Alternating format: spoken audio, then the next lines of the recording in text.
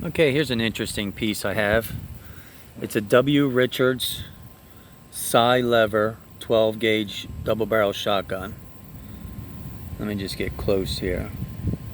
W. Richards. It is a hammer gun. It's very, very tight. Here's the walnut in the back. It's got a beautiful butt plate of a deer, of a moose head or some type of deer. Missing a little piece down below. Beautiful wood. It's in gorgeous shape, the wood. Of course it has its little nicks and crannies and whatever, but it's still in really decent shape. It's got a silver medallion embedded in the stock. It's lightly engraved, as you can see here on the trigger guard. Okay, it's got some nice fancy screws, and it is missing the spring right there, but I'll show you in a minute what's going on. And then here's the other side. There we go, W. Richards. And the hammers are nicely engraved, and the locks. A little bit of engraving on the barrel. It says W. Richards, London, laminated steel. They are 30 inches long, the double barrels. This side, the left side, is in really super great shape. It's almost pure shininess to it. The right side has some very light pitting. So I guess I'm assuming they used the right side more often than the left, or they just didn't clean it as good as they thought they did. The side levers are really unusual, but they're one of the best invented double barrel locking systems ever. A lot of people still use these and they love them, especially in England and territories. They're just unique and they're easy to open, and they just lock 100%. I mean, this thing is super tight, like I said, even without the spring. Now here's the spring. I just want to show you. It is broken. See how it's just split in the center there? Right there, there's a crack all the way through it. But not on the outside, actually. And it is spring steel. And then they also have like a little lip at the end here. So you have the little lip here. And they notched it with like a little V groove type, which goes up into the firearm, the receiver. And then as soon as the locking mechanism, the handle here, closes, it's real easy to bring out, to take out. You just take this pin out. Let me just show you here. You take that pin out right there, you just hit it with a hole punch or whatever, a nail punch I mean, and as soon as you pop that out, this thing just lifts straight up. And then this, when this handle's out, this just slides in here into the receiver. So it just slides right up in there, falls flat right down in there. And then when it's nice and flat like this, well, I can't get it because I don't have that pin out. The locking lever actually pushes onto the spring to move the locking bolt out to, you know, get your barrels open. But it still works without it.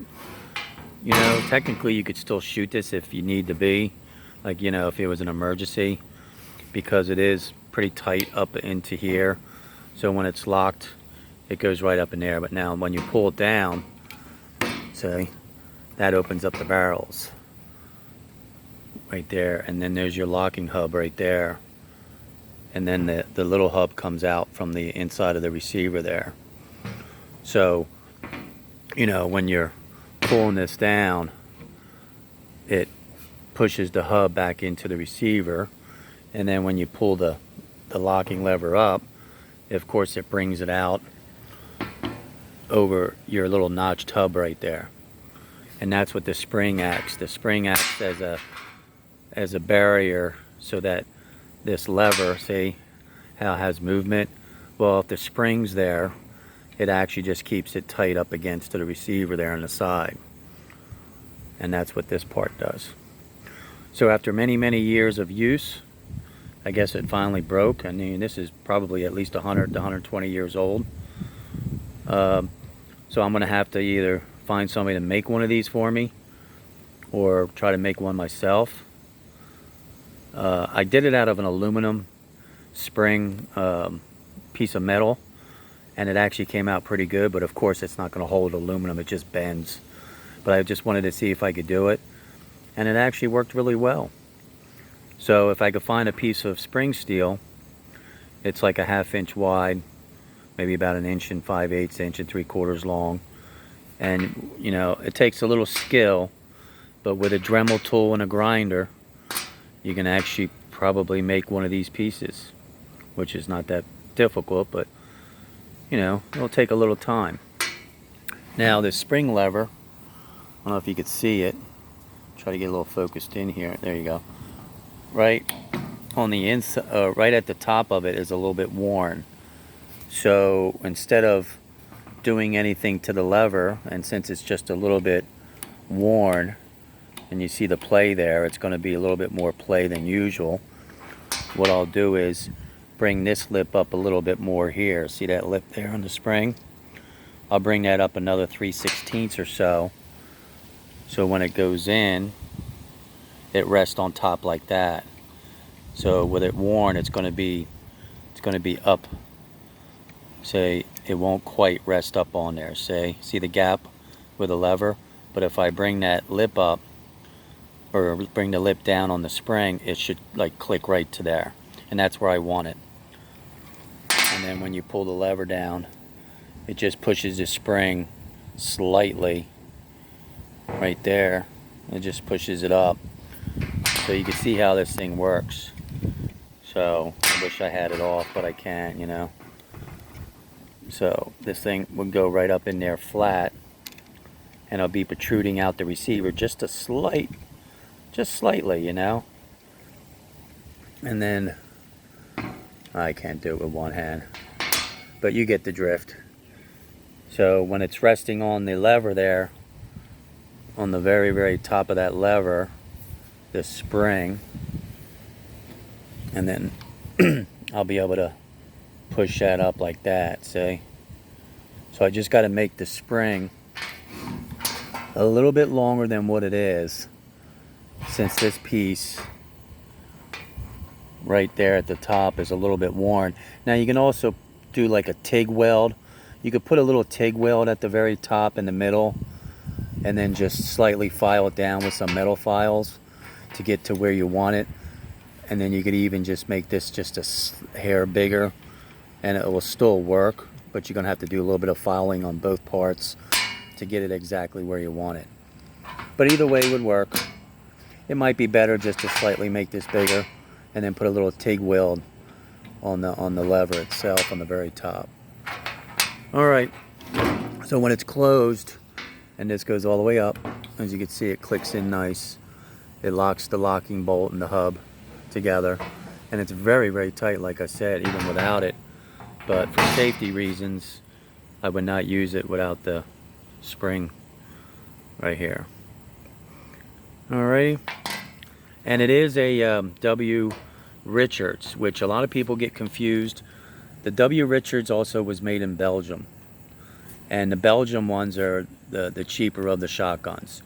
And the most important part that you could tell if this was made in Belgium or England, which is Birmingham or London, is underneath the receiver. You check the barrel, and underneath the barrel there you have all the proof marks, and this has all English proof marks. So this is an English W. Richards, English made. It's not a Belgium, because like I said, the Belgium ones are a little cheaper and they were copycats. So this is probably a Williams Richards, especially the way it's made with the side lever and also the fancy engraving. I mean, I think some of the cheaper Belgiums have some fancy engraving, but you could tell this one has just a little extra. Excuse me. So there you go. So if you ever come across a side lock, or yeah, a side lever lock, chances are Either this spring will be in really good shape, or it'll be weak, or it'll be having like a little crack from over usage. And in time, they crack just like anything else. But if you find a good gunsmith, they could either make you one, or you could kind of make one yourself and just fool around a little bit, make a template. Don't lose this part, because you know it would be really hard to get one made again, especially if you're making it yourself. I should actually just put it back in here so I don't lose it, you know. There you go. Nice old double barrel. The only thing about it, I guess the negative, it was steel puttied at the end here with the rib, and they didn't do too good of a job, and it's up a little bit right there. But they do come apart in time. The barrels are good. The barrels are tight together and soldered together, but sometimes this rib comes loose. And one good thing about it, it was at the end, which is not going to make a big difference. So even if I did shoot this shotgun, it's probably not going to come apart again. The only thing is, if you have it back here, of course, then you have to get it resoldered. Some people do weld it, and it's really hard to weld, and it kind of looks ugly if you don't grind it down to really well. But soldering is the best. Or you could take this shotgun, which would be a shame because, like I said, it is a London-made W. Richards, and you could cut it to 20 inches or 18 inches, and you could have a nice English Richards coach gun, which would still work. And you know, at least the ribs really soldered in here, and the only thing that at the end here was just coming up right to about up to here, I guess, right there, and then it was just steel puttied. All right, here you go. Another one of my double barrel hammer guns, side lever lock.